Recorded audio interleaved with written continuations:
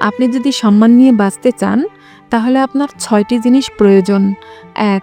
মানুষের সবচেয়ে মূল্যবান সম্পদ হলো তার ব্যক্তিত্ব ও আত্মমর্যাদা। কোনো স্বার্থের কাছে এই সম্পদ বিক্রি করবেন না। যে কোনো মূল্যে নিজের ব্যক্তিত্ব রক্ষা করুন। ২. আপনি যদি শক্তিশালী হন, তাহলে অন্যায়ের বিরুদ্ধে দাঁড়ান। কিন্তু আপনার যদি টাকা বা ক্ষমতা কোনোটাই না থাকে, তাহলে অন্যায় অপরাধ দেখলে চোখ কান বন্ধ রাখুন। ৩. যেখানে আপনার সম্মান নেই, সেখানে যাবেন না। মনে রাখবেন, অন্য মানুষ যত বড়ই হোক না কেন, আপনার মর্যাদা তার চেয়ে কোনো অংশে কম নয়। ৪. বেশিরভাগ মানুষ রসিকতা বোঝে না। যারা রসিকতা বোঝে না, তাদের সাথে রসিকতা করলে তারা আপনাকে অসম্মান করতে পারে।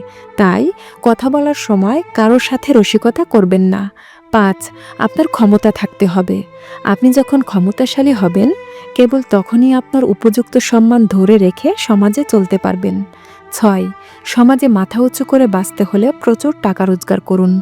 টাকা ছাড়া একজন মানুষ বুলেটবিহীন বন্দুকের মতো। তবে হ্যাঁ, টাকা কামানোর জন্যে কখনো অসৎ পথে যাবেন না।